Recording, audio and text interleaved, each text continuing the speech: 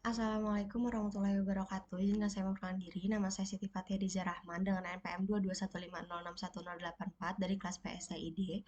Pada kesempatan kali ini, saya akan menjelaskan hasil CDM dan PDM yang sudah saya buat dari jurnal yang saya gunakan, yaitu Rancang Bangun Sistem Informasi Absensi Karyawan pada PT San Andreas Mandiri Bekasi.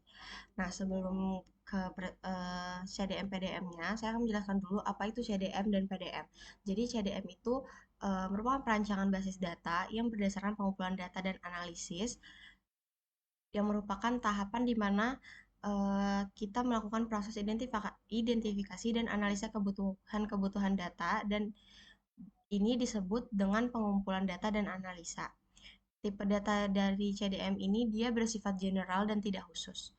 Lalu CDM ini dia eh, menggambarkan secara detail struktur basis data dalam bentuk logik. Nah, selanjutnya ke PDM atau Physical Data Model yang merupakan perancangan database melalui gambaran basis data secara detail dalam bentuk fisik. Tipe datanya itu lebih bersifat khusus dan spesifik. Nah, kita langsung aja ke CDM PDM-nya. Nah, di sini kita udah buka Power Design, dimana saya udah nyiapin apa namanya CDM dari sistem absensi karyawan dengan 5 entitas. Yang pertama ada entitas admin, lalu ada karyawan, lalu ada cuti, absensi, dan jabatan. Entitas admin ini memiliki atribut ID admin sebagai primary key dengan tipe data variabel karakter dengan length 20 dan bersifat mandatori yang artinya adalah wajib diisi. Lalu ada nama dengan tipe data variabel karakter dengan length 50 dan mandatori. Lalu ada username dengan tipe data variabel karakter dengan length 10 dan mandatori. Dan yang terakhir ada password dengan tipe data variabel karakter dengan length 10 dan mandatori.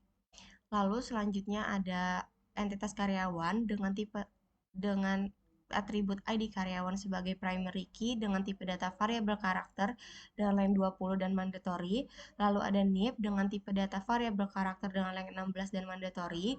Lalu ada nama dengan tipe data variabel karakter 50 dan mandatory. Lalu ada tanggal input dengan tipe datanya date dan mandatory. Lalu ada foto dengan tipe datanya image dan mandatory. Lalu ada jabatan dengan tipe data variabel karakter dengan length-nya 20 dan mandatory. Lalu selanjutnya ada entitas absensi dengan tipe data ID absent sebagai primary key dengan tipe data variabel karakter dengan length 20 dan mandatory. Lalu ada NIP dengan tipe data variabel karakter dengan length 16 dan mandatory. Lalu ada jam dengan tipe data time mandatory, tanggal dengan tipe data date dan mandatory, lalu keterangan dengan variabel karakter 20 dan mandatory.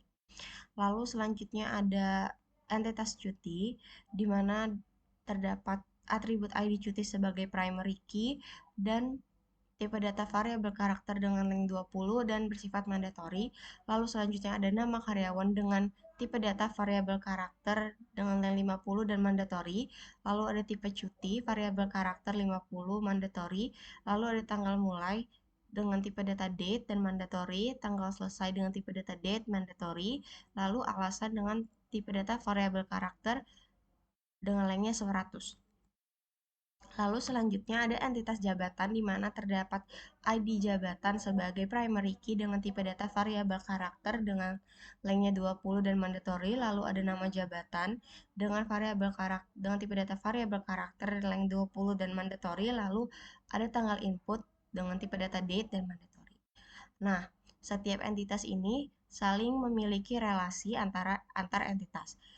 Seperti admin dan karyawan memiliki eh, relasi one to many yang mana artinya setiap admin dapat mengelola banyak karyawan. Lalu ada hubungan admin dengan absensi memiliki relasi one to many yang mana artinya satu admin dapat mengelola banyak absensi. Nah, selanjutnya ada relasi antara entitas karyawan dan absensi di mana relasi ini adalah relasi one to one di mana setiap karyawan hanya bisa mengisi satu kali absensi. Lalu selanjutnya ada relasi antara karyawan dan cuti dengan relasi one to one, di mana karyawan hanya dapat mengajukan satu kali cuti dalam satu waktu. Nah, selanjutnya ada relasi admin dengan jabatan, di mana admin dapat mengedit jabatan dengan relasi one to many, yang artinya eh, satu admin dapat mengedit banyak jabatan. Nah, kita langsung aja eh, generate CDM-nya. Jadi, PDM kita ke tools, lalu generate jadi physical data model. Ininya MySQL 5. Terus udah oke.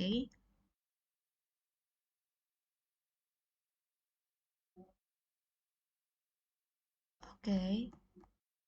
Nah, ini udah jadi PDM-nya. Nah, perbedaannya dengan CDM dan PDM ini, kalau di CDM tadi itu dia kan ada ngegambarin relasi-relasinya ini, ada nih kayak mengelola, mengisi, mengedit, dan mengajukan. Sedangkan kalau di PDM-nya ini dia tuh lebih spesifik. Dia cuman menggambarkan eh, cuman ada hubungannya aja kayak one relasinya aja gitu.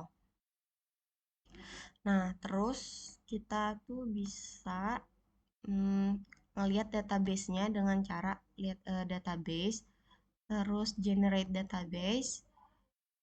Ini kita pilih penyimpanannya, terus oke. Oke, ini lagi berjalan. Nah, nah ini udah dimunculin database-nya di Notepad. Sekian penjelasan dari saya, kurang lebihnya mohon maaf. Wabillahi taufiq walhidayah. Wassalamualaikum warahmatullahi wabarakatuh.